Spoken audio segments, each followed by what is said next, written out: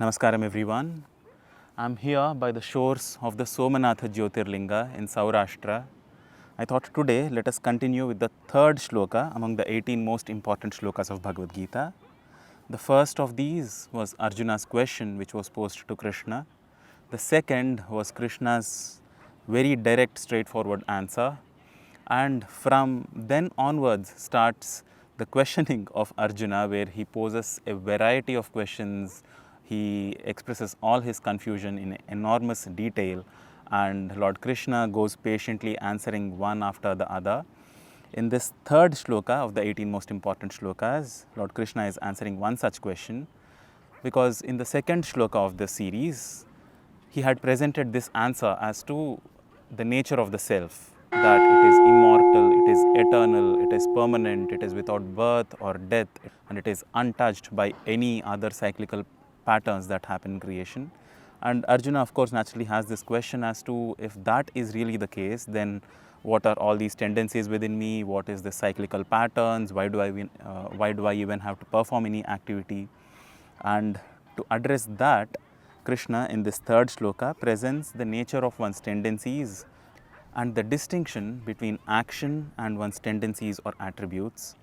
Let us first read the shloka in the Gujarati script, practice writing it in the Gujarati script, and then learn its English meaning, read its Gujarati meaning, and practice writing its Gujarati translation. The chant of the shloka is something like this. Tattva vittu mahabaho guna karma vibhagayoho guna guneshu vartanta iti matva na sajjate. One more time. Tattva vittu mahabaho guna karma vibhagayoho guna guneshu vartanta iti matva na sajjate. Before going to the meanings, let us first practice writing this shloka in Gujarati script.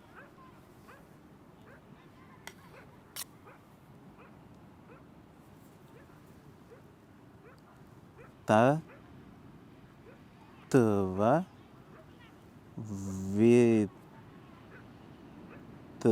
vittu mahabaho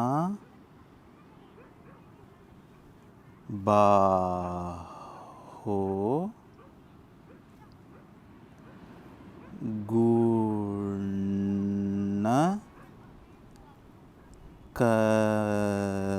karma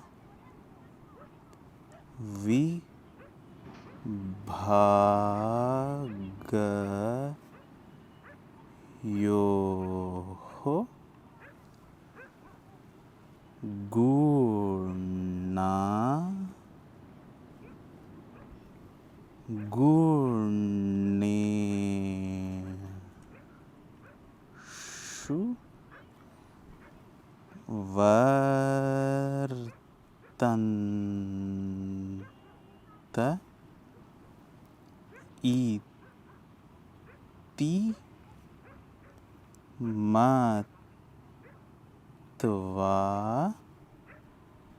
na sajjate.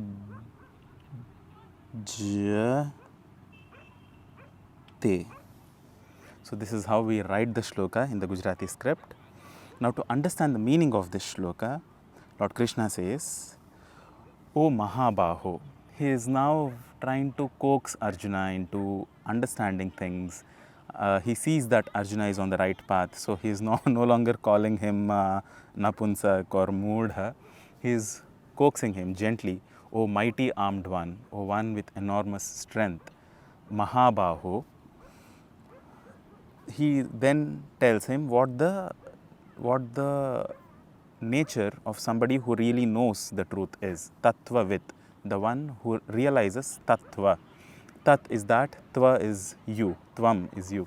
So the one who realizes that unity between that which is outside and that which is within, the one who is in yoga, tattvavit.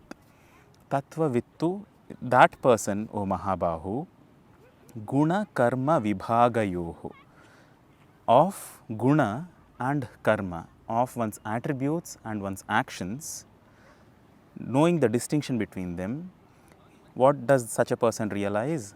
Gunaha, the attributes, guneshu vartanta. Vartanta, they exist. their ambit of their existence. They only exist in a limited framework. Gunaha guneshu vartanta. They do not affect the self within. The self is distinct, and the actions and attributes which happen in their own ambits are distinct from it. So gunaha guneshu eva vartanta. So they do not continue, they do not extend their influence beyond that. Iti matva, iti is thus, matva, realizing the distinction between karma and guna and where these gunas apply. Matva na sajjate, one of that self who realizes the nature of the self does not get entangled with those activities and attributes and realizes that the self is aloof, apart from that. So, tattva vittu mahabaho gunakarma vibhagayoho gunaha guneshu vartanta iti matva na sajjate, doesn't get entangled with them. The Gujarati translation of this shloka is something like this. He Mahabahu Arjun, je a satyane pamine, गुणों ना स्वभावने तथा कर्मना विभागने समझे छे तेवो ज्ञानी गुणो गुणी तत्वोनी साथे संलग्न छे आवुं मानीने तेमा आसक्त थता नथी. So I hope you got the meaning and the Gujarati translation as well of this shloka. The Gujarati translation is written like this. He Mahabahu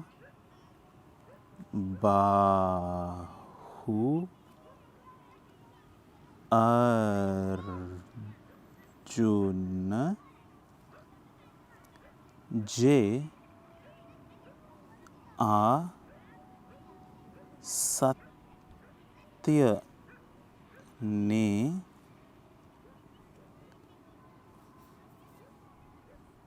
pamine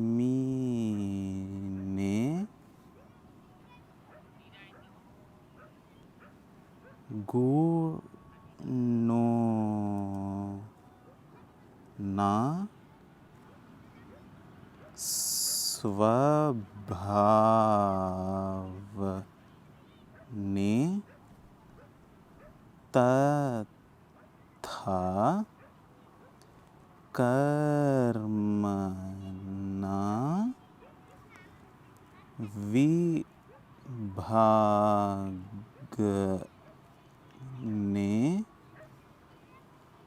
समझे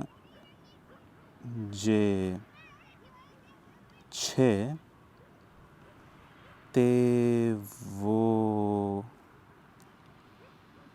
ज्ञानी गुणों गुणी तत्वोनी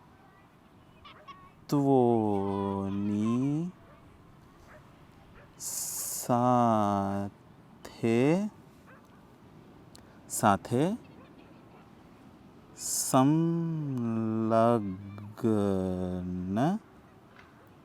छे आवुं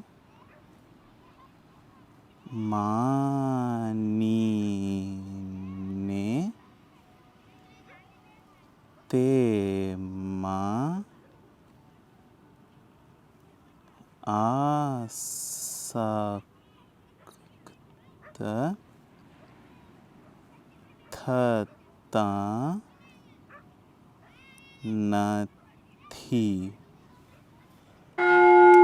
Thus we have learnt a little bit of Bhagavad Gita, a little bit of Gujarati reading and writing in this third shloka of the 18 most important shlokas of Bhagavad Gita.